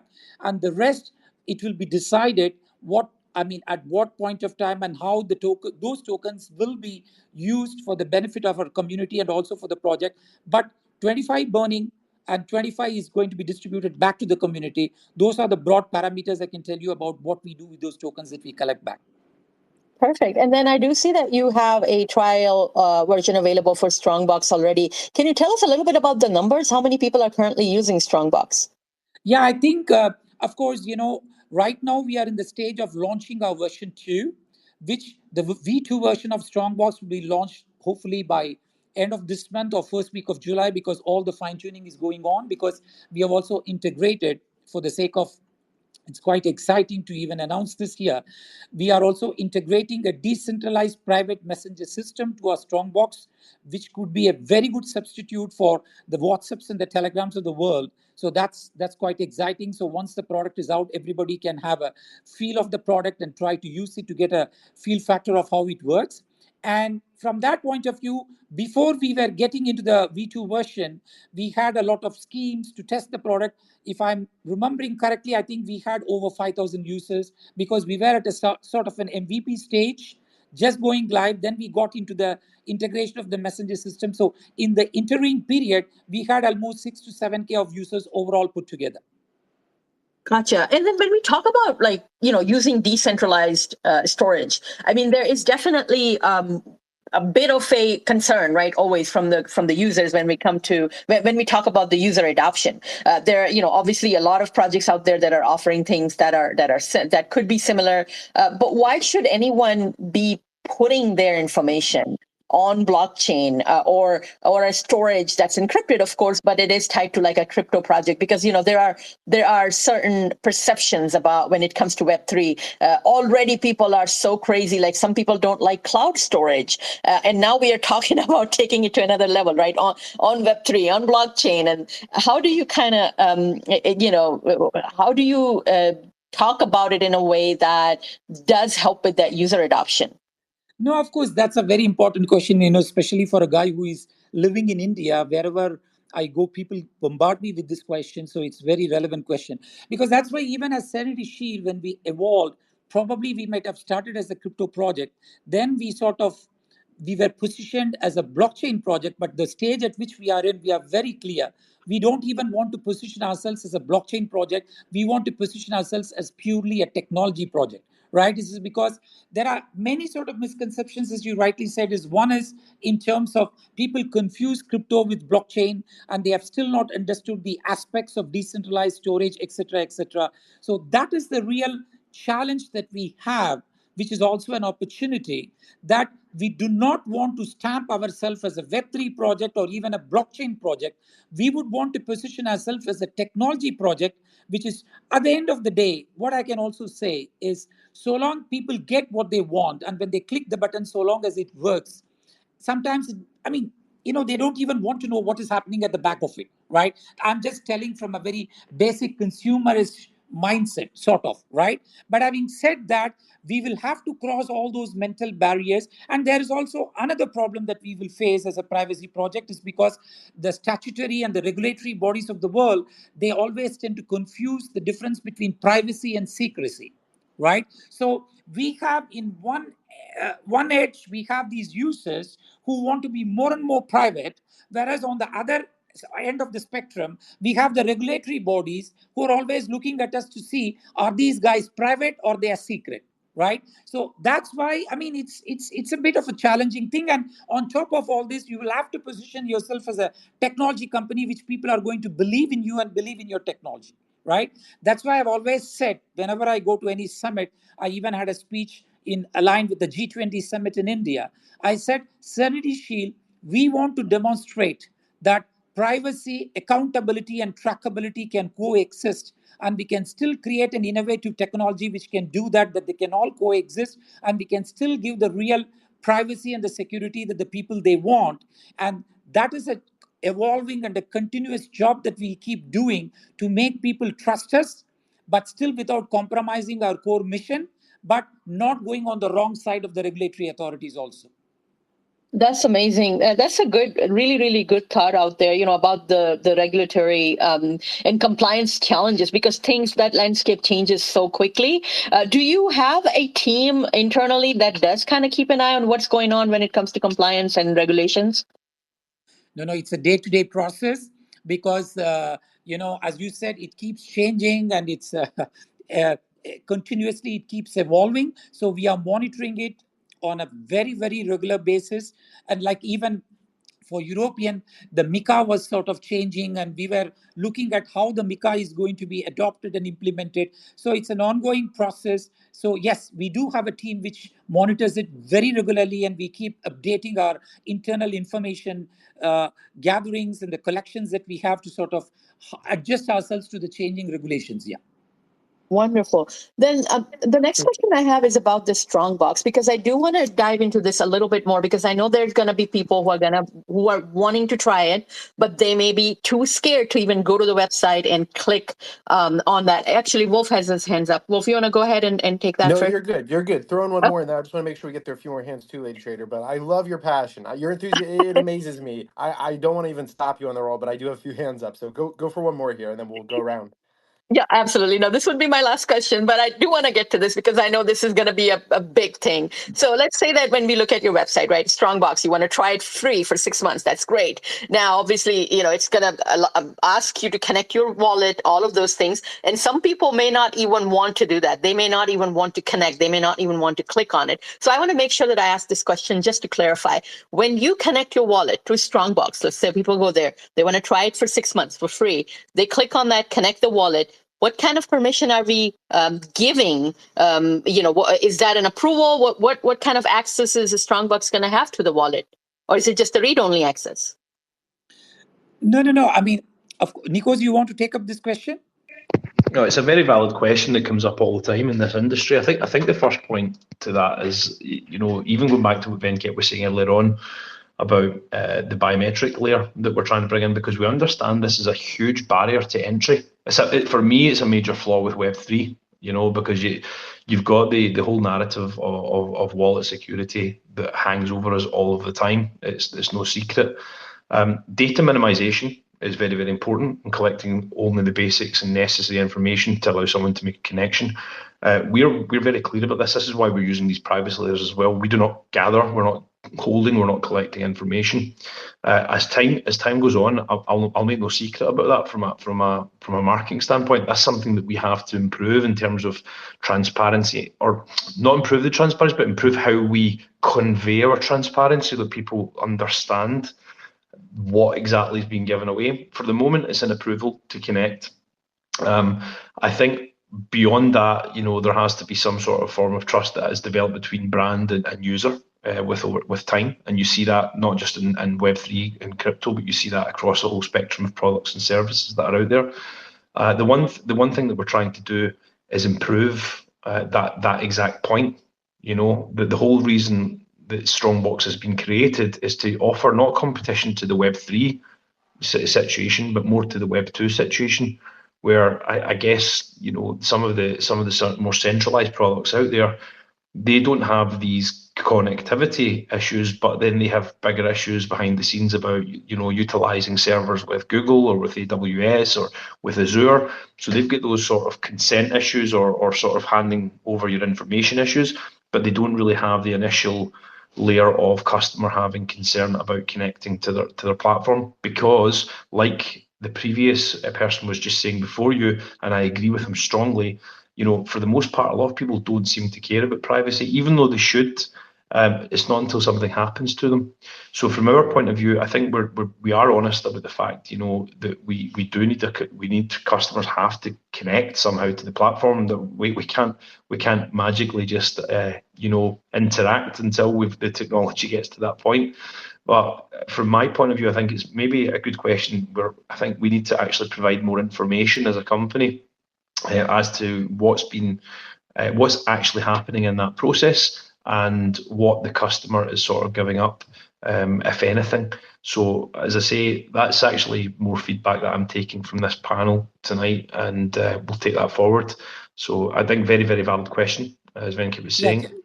Yeah, just very, I know a lot of questions are pending. I would want to just sort of pinpoint one particular information here. That's the psychological barrier that we are trying to cross with this new biometrics hardware wallet, is in the sense that, of course, it has a biometrics entry point number one, and people, they can hold the hardware wallet with them, hardware device or the card with them. So it also gives them a sort of a feeling that they are able to enter without a wallet, and the data is stored in a hardware device, so they keep it with them. Although that hardware device or wallet will be interconnected through our Strongbox, it also, for a layman, common user, it is going to break that psychological barrier of I'm holding something and that is where my data is stored. I think you get my point, Kaila. Like, in the sense that I think when you're moving towards such a level of a mass adoption, I think sometimes you'll have to address those psychological barriers as well. And that is wherein, with the biometrics, the hardware wallet might solve some of those related problems where people can hold the hardware card with the biometrics. I think that's going to cross that psychological barrier and move towards a much larger scale of mass adoption. Thank you. That answers my question. Wolf, it's back to you. Thank you. Mike, what's up? Hey guys, appreciate your efforts that you're putting together here. I have an observation, and I'm not as familiar with Strongbox as a lot of people are. I looked at your website. It talks about secure and confidential data storage. I've looked at a lot of different systems over the years. My observation is that with intelligence agencies demanding access to every bit of data on Earth, if a company tries to make privacy their focus, they will be undermined in 15 billion different ways, whether their company is infiltrated or they're bought out or there's just way too many ways that you can undermine any sort of privacy or security app. So I don't even look for that. I don't even want encryption or data privacy. What I want is to be notified when my data has been observed and by who, what IP addresses, and if any of it has been altered. I think if you try to focus on the privacy side, everything that could possibly happen will happen to undermine that. But with quantum computing, you can actually be notified if somebody has viewed the data. So I just kind of want to understand, where do you guys land on notification if somebody alters or views your data?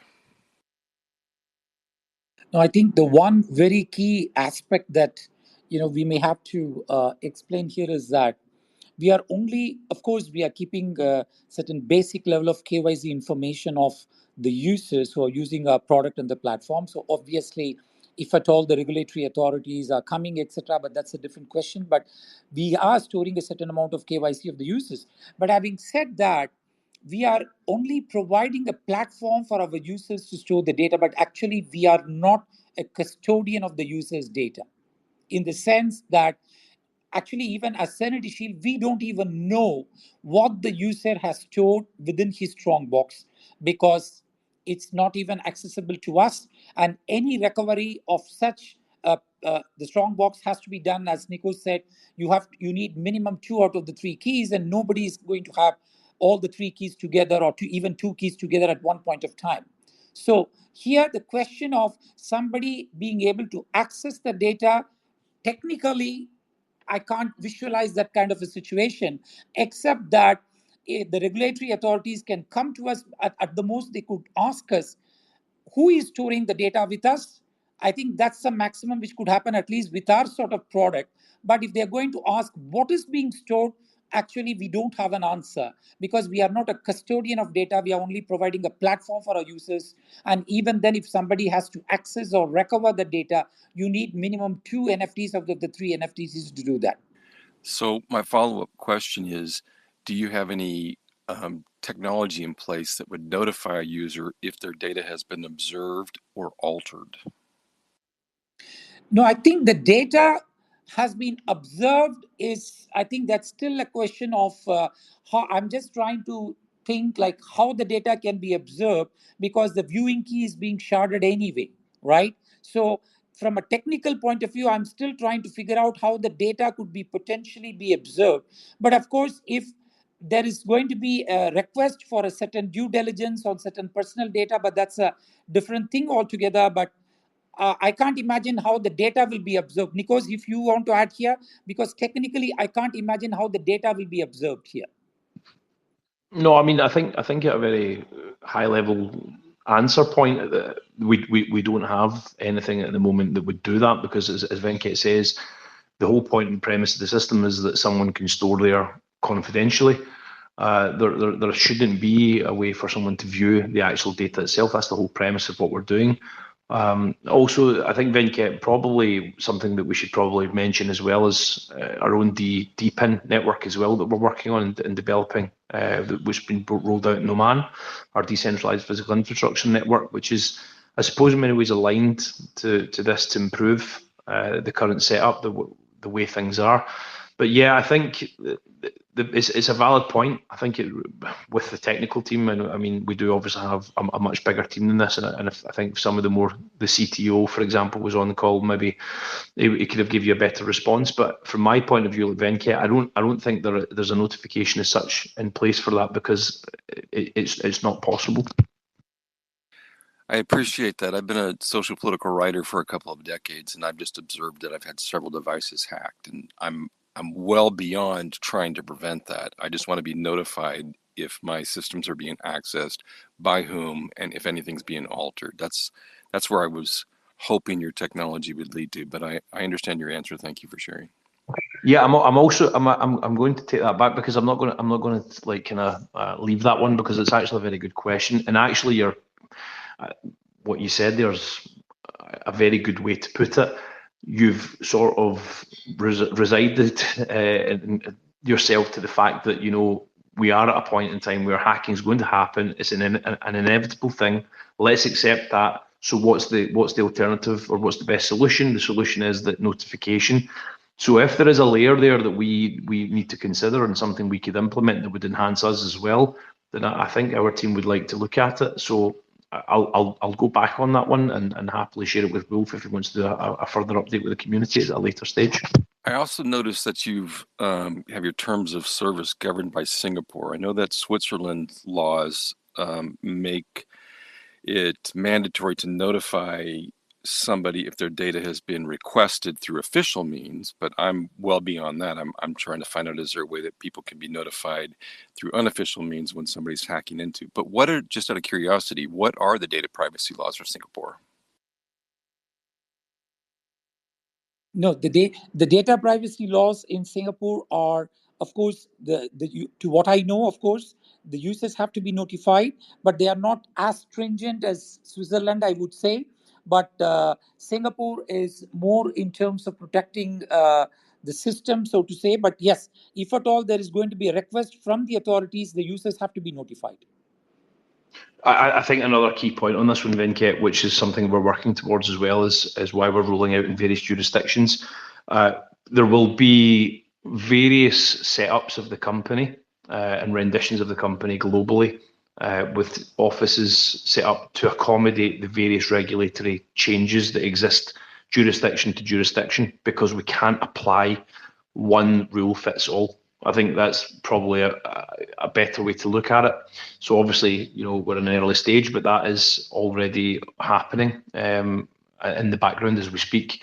So you will very soon probably start to see some changes coming to those terms and conditions as well, so that depending on where you're coming in from and where the law applies to you, things will read differently. Great questions there, Mike. All right, we're going to take one from Kayla here, then we'll go to Priyanka. Go for it, Kayla. I think it's really interesting that you guys referred to NFTs as a digital key that could grant access to data, because that's how I see them as personally. Like, that's how I've always seen an NFT. But that being said, you know, since we're talking about not needing a wallet and all that stuff, would that be a barrier, you know, or how would the biometric data then work with needing NFTs? And if I lost my NFTs, you know how it is, would that be an issue for collecting my data later? Not at all, because the biometrics is only for the entry point. But so that has got, I mean, the biometrics is not going to sort of disturb or affect in any manner the technology of the NFTs, which is going to happen within the Strongbox ecosystem. So the biometrics is mostly for the point of entry point, yeah. But I thought the NFT was what would, in theory, unlock my data, right, in this situation? No, the NFT is going to be used for the viewing key to the Strongbox is going to be sharded. So that is where the NFT will come within the play, but that's a part of the internal system. Oh, so the NFTs are not working as... I thought you said you need 3 NFTs to access the data. Yeah, Nikos, can you clarify that? No, I think the question was misunderstood, Venkat. I think what you're saying is, if you are creating a biometric card, let me just to ask a question and make sure I understand. If you're using the biometric entry point, you would still require an NFT to recover the viewing key of the smart contract. Is that correct? That's what you're asking?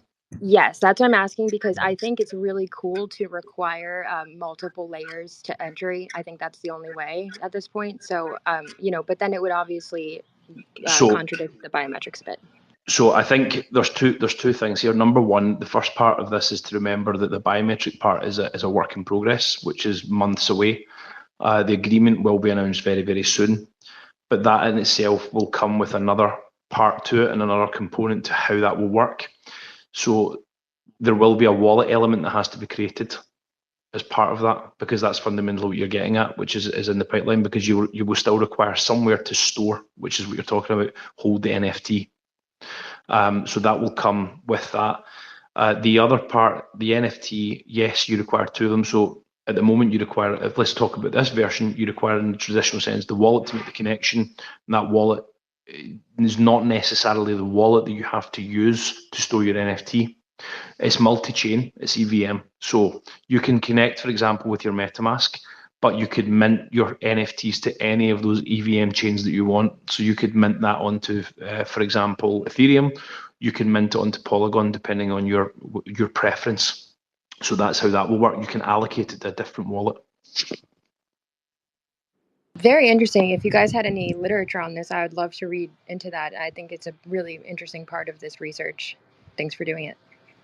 No problem at all. There's high level information on the white paper on the website that you'll definitely find, about how that system works at a kind of more basic level. And the guys are finalizing some technical documents, I believe, at the moment as well, to go into a bit more of the nitty gritty. But the biometric, I think for everyone to be clear, the biometric's a roadmap item that's under development, which will come with another added layer, because that all has to be built out. Yeah, this is just a really early product, but it's good to position in this field. So I have a lot of questions, but I don't know if we have answers yet. So thanks for doing that, hard research. You're welcome, and thank you for the questions. Great questions. Priyanka, what's going on? Hey, it's so amazing to be learning about, Strongbox and just all these amazing benefits that are coming along. I am especially enthusiastic about exploring RWAs with smallholder farmers. We've been doing quite a bit of research with Kratos Innovation Lab, Singapore, and the goal is to actually unleash the staking power of stable coins into agro commodities. It's a one of its kind, project that I'm involved with, and we have proven pilots that have shown like a 12% annual percentage yield. The only complex issue that we deal with the farmers and the cooperative lendings here is creating those liquidity pools, right? Like we can only deal with stable coins at this moment. So just wanted to know if there is no wallet requirement, and if we want to bring in all of these new set of investors with creating these new liquidity pools, like how do we go about with Strongbox? Just as a hypothetical question. No, it's really, Priyanka, I have to say it's not an hypothetical question, because we are really trying to position ourselves also within the RWA field, because that is actually one of my real thing, because I want to be able to position Serenity Shield into the RWA space in terms of tokenizing the real world assets and how to implement this whole model. But as Nikos also said for one of the other questions, we may not have answers to everything right now, because some are at the developmental stage, some are in the roadmap. But I think there will be definitely an architecture, especially that's one of the main reasons that we are bringing this biometrics hardware wallet card, where the user can get into the system, where he can even access the tokenized RWA assets in a much better way using the hardware card, using the biometrics point. But I think we can connect with you separately to discuss this in detail. But one of our primary objectives to position ourselves within the RWA space, where the common user will be able to use or store their tokenized assets within our ecosystem without having to do many of the things that the Web3 is asking them to do today. That's brilliant. Thank you so much, Naga. Yes, the goal is to actually, have these crops tokenized like tangible assets. So that's where the question came from. Again, I'm doing this as a personal research. So we're happy to chat. Thank you so much. No, definitely, because, it's not only, of course, agriculture, coming from India, I understand the importance of agriculture and tokenizing agro products, but we are also looking at other aspects like, real estate tokenization and so many other things. So we have to work out certain pilot projects, but agro will be a very interesting thing, specifically since we are putting a lot of focus on countries and markets who are going to get into agro. Agro tokenization will be definitely a project of interest to us. Yeah. Fabulous. Thank you. All the best. Really great questions all around. We have just about 4 minutes left here. Is there anything real quick, Nikos, I'll throw back to you for a second. Is there anything that we haven't touched on you want to make sure the audience is aware of while we still have a few minutes? Yeah, I mean, from my point of view, I think that the one thing that I would like to highlight, we're a very passionate team here. I think that comes through in our philosophy, what we're trying to build. We are going through a bit of a transition. I want to hark back to something that someone mentioned earlier on privacy. I share that sentiment. Positioning yourself as a privacy brand is a difficult place to put yourself in. It's actually something that we internally have discussed. I guess to be transparent here, it's one thing that we're in the process of actually transitioning, making changes to align ourselves with becoming a much more relatable brand, not only relatable to consumer, but also relatable, to enterprises, and more like the regulatory bodies that could potentially in the future, present challenges. That is something that I've taken away from today, and I want to share that that's something that I'm actively working on with a brand narrative and structure that makes us much more relatable. But aside from that, I think taking all of the questions on board tonight, which for me, Wolf, I messaged you in the background, this has been such a high level community. Every one of you, I've thoroughly enjoyed speaking here because it's not your traditional AMA. You guys have got a great reputation for a reason. It's been a pleasure for me, but I think really giving us the time of day to introduce the project, understanding that we are in an infant part of our journey, but our ambition is real, and our scope for development is there. This is a fantastic opportunity. If I was to take my Serenity Shield hat off for a couple of seconds and not provide financial advice, I do honestly think that we're extremely undervalued.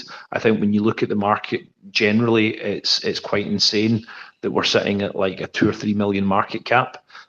We aren't known. I said to you in the background, we are a team that's held back on marketing at this stage as we develop, but we are now starting to turn our attention now that the vesting periods are finished for the Launchpad people. We wanted to clean that out, give new people a bit more of an opportunity at a later stage when things are now under development. I would say definitely take a closer look at us. That would be my call to action, and just stay in touch and join our community. I'm sure Venkat will have a few parting words as well, and that was all from me, so thank you. Yeah, but as Nico said, I think this is this is one of the sort of rarest AMA opportunities I've seen in this format. I do a lot of AMAs because I'm quite fascinated because we really want people to research our product, research our project, and understand, because we love these kind of questions, because coming from a research background, that's the way I would have reacted to a space like this. So from that point of view, it's quite fascinating and interesting. But of course, as I said in the middle of the conversation, we are positioning ourselves as not a crypto or a blockchain project, as a technology project. My mission as CEO is to really deliver that privacy and security in a decentralized manner to the global community, and also to position ourselves as a real space and platform for RWA and for various sectors. So that's my mission and goal, to drive this. Of course, token market cap, etc., they are still an important part of the project, but we will keep delivering, we will keep innovating, and in this journey we want people like all of you guys to come and participate and be with us, so everybody can enjoy this journey of what we are going through to deliver the real privacy and security to the global community. Beautifully put. I think we nailed it across the board here. And like you guys said, we do our best to be unique and stand out across the ecosystem. I want to give a huge thank you to Lady Trader for hosting, Kayla, Tropic, Toki, Lucas for being up here. Priyanka joined in, Mike joined in. Great questions across the board. Discussions like these, I think, are actually productive and lead to people learning and understanding and getting involved. Everybody can check out the token in the company directly by going through their profile. Everything's listed there.